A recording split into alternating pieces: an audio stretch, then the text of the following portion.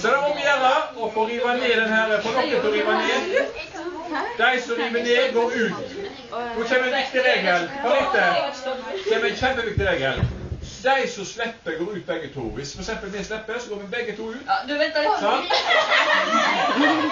Vent, hold meg skikkelig og nå. Vent, nå skal jeg se klar for deg.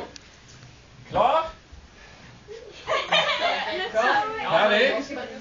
Gå! Yeah! Ute. Nei, det er nesten. Det er ikke klar? Ferdig, gå! Nei, altså...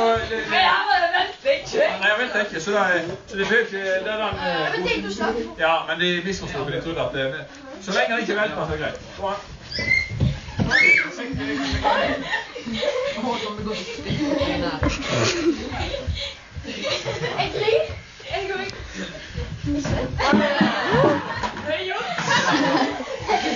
Anita vet inte sketch. Slå med den andre sin hånd bort i sånn. Anita är flink på detta. Ja, 3 stykker. Ja. Hur flink allt. Ferdig, gå! Nu är det Anita och Torivan.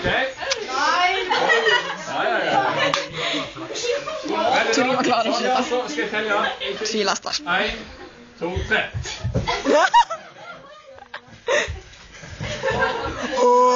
Begge to ute.